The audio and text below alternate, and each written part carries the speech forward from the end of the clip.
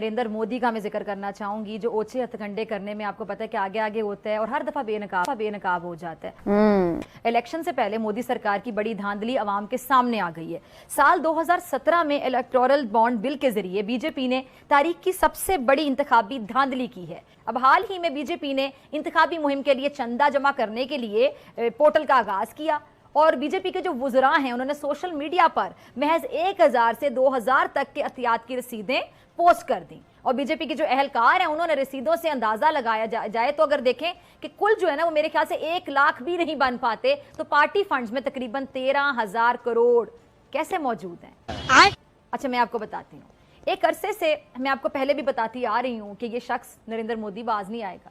इक़्तिदार का लालच इसके अंदर रच बस गया है, ये अंधा हो गया है इक़्तिदार के लालच में, हवस में, और ये मीडिया से लेकर सेठों तक हर चीज को कंट्रोल करके बकायदा भारत में डिक्टेटर बना हुआ है ये नरेंद्र मोदी इस वक्त। और मैं तो मेरे ख्याल से इसको फ्रॉडिया अगर कह दूं तो बिल्कुल गलत नहीं होगा, दौरे हाजिर का सबसे बड़ा फ्रॉडिया है।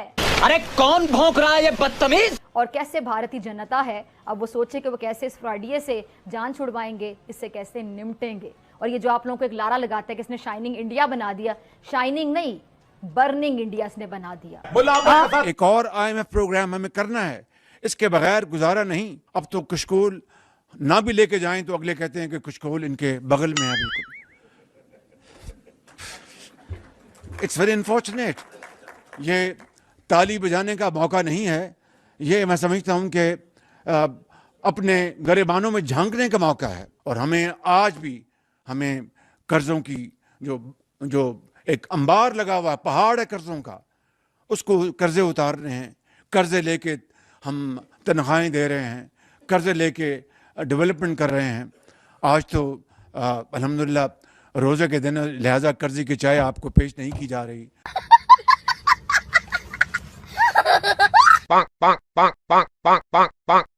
शहबाज शरीफ साहब, आपकी इजाज़त से अगर मैं ये फरमाना चाहूँ, कहना चाहूँ, जो आप फरमा रहे थे, सर थोड़ा सा रहम करें।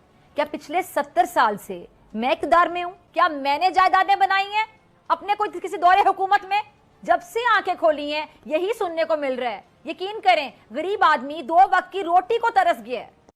आज़म शहबाज शरीफ साहब ने कहा है कि जी अगर हम अब कहीं कशकोल ना भी लेकर जाएं तब भी दूसरे ये कहते हैं कि कशकोल इनके बगल में है। हमारे प्राइम मिनिस्टर साहब शहबाज शरीफ साहब क्या फरमा रहे हैं कि अगले महीने IMF की किस्त आ जाएगी और उसके बाद हमें एक और IMF प्रोग्राम में जाना है। दुनिया हमें भिखारी समझती है। शहबाज शरीफ साहब, आपकी इजाज़त से अगर मैं ये फरमाना चाहूँ, कहना चाहूँ, जो आप फरमा रहे थे, सर थोड़ा सा रहम करें। क्या पिछले 70 साल से मैं इक़्तिदार में हूँ?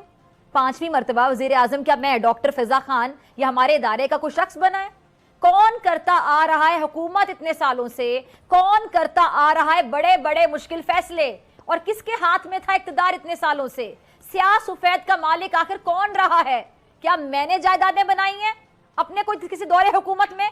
जब से आंखें खोली हैं यही सुनने को मिल रहा है। यकीन करें, गरीब आदमी 2 वक्त की रोटी को तरस गया है। मौजूदा IMF प्रोग्राम के समरात अभी नजर आने लगे हैं आप लोगों को। अगली की खबरें भी अब आप देना शुरू कर दी हैं आप लोगों ने।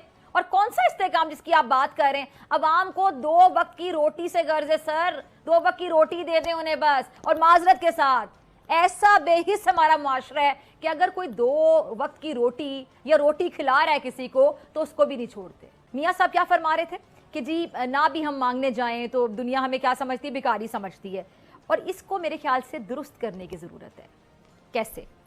शुरू से सालों से रोज़े अव्वल से हमें बताया जा रहा है कि अब इसहाक डार साहब मईशत ठीक करेंगे, अब मिफ्ता इस्माइल साहब करेंगे, अब असद उमर आ गया जी बहुत बड़ा चैंपियन, अब जी शौकत तरीन साहब करेंगे। मामला सही हो गया, सही ठीक हुआ। दे अपनी अच्छा ये हाल में जब 16 महीने की हुकूमत उसका जवाब दे दें।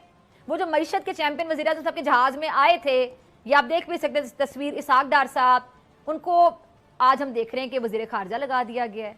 माने ना इस बात को, या तो आपका आज का फैसला गलत है ये मान लें, या फिर उस वक्त का फैसला गलत था ये मान लें। मुल्क टैक्सों से जितना कमाता है उसका 58% हिस्सा तो कर्जों और उस पर सूद की अदायगी में खर्च कर देता है। 2% शरह तरक्की के साथ हम कमाएंगे क्या और कर्ज कितना उतारेंगे? हमें तो पुराने कर्जे उतारने के लिए भी मजीद कर्ज लेना पड़ता है। قرض نہ ملے تو امداد لینی پڑتی ہے، ہاتھ پھیلانے پڑتے۔ وزیر اعظم شہباز شریف ماضی میں اس بات کا اعتراف کر چکے ہیں کہ کسی دوست ملک جائیں تو وہ کہتے ہیں کہ یہ مانگنے آ گئے، کشکول ہماری پہچان بن چکا ہے، لیکن اب صورتحال اس سے بھی گمبھیر ہو گئی ہے۔ اب ہمارا کشکول نہ بھی لے کر جائیں تو اگلے کہتے ہیں کشکول تو ان کی بغل میں ہے۔ اگر یہ حالات بدلنے ہیں تو حکمت عملی بدلنا ہوگی، یہ سمجھنا ہوگا کہ ہم اس حالت تک پہنچے کیسے۔ اب اس 8 سال سے پہلے پاکستان IMF کو خدا حافظ کہہ چکا تھا، آج پاکستان $1 ارب کے قرض کے لیے بھی ناک سے لکیریں نکالتا ہے، دوست ممالک بھی اب امداد دینے سے ہاتھ کھینچ رہے ہیں۔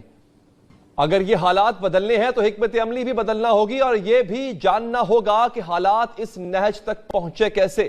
ایک وہ وقت تھا جب بھارت کا وزیر اعظم پاکستانی وزیر اعظم سے ملاقات کرنے اس کے گھر آیا تھا، تب اس ملاقات پر یاری اور غداری کے نعرے لگائے گئے تھے۔ آج وہ وقت ہے جب پاکستان بھارت سے تجارت کی خواہش ظاہر کر رہا ہے اور بھارت ہے کہ بے نیازی سے انکار کر رہا ہے۔